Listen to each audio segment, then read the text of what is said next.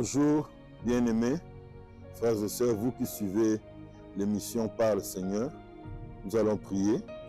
Seigneur, bénis ces instants et bénis ta parole, qu'elle soit esprit et vie pour nous et qu'elle transforme nos vies à ton image et à ta ressemblance selon ta volonté au nom de Jésus.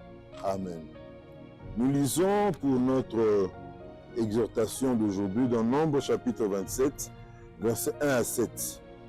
Il est dit ceci: les filles de Tselophshad, fils de Épher, fils de Galad, fils de Makir, fils de Manassé, des familles de Manassé, fils de Joseph, et dont les noms étaient Makla, Noah, Ogla, Milka et Tirtia, approchèrent et se présentèrent devant Moïse, devant les sacrificateurs Éléazar et devant les princes et toute l'assemblée à l'entrée de la tente d'assignation.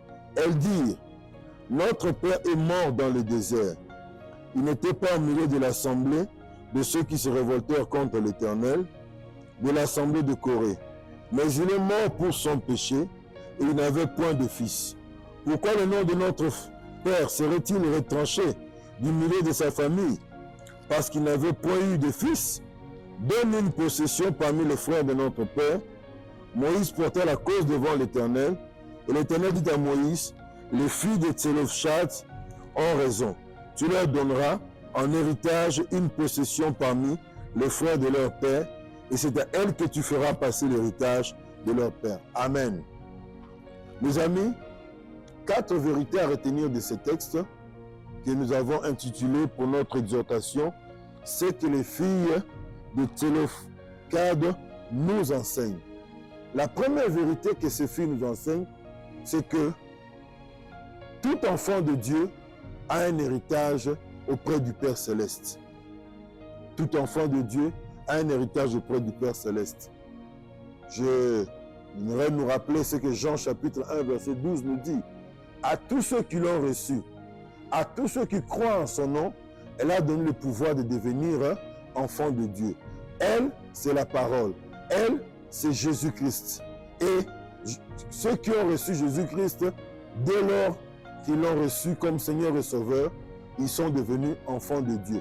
Et à ce titre, c'est cette qualité d'enfant de Dieu, de fils de Dieu en Jésus-Christ, qui fait que nous puissions hériter auprès du Père.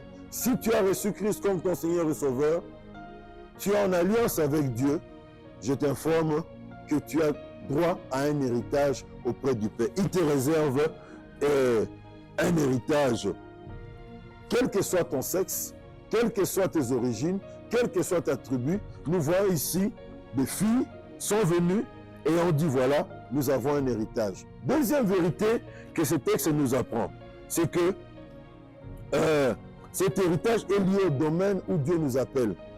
Tu es appelé dans la maison du Seigneur à faire quoi? Dieu t'appelle dans la vie à faire quoi?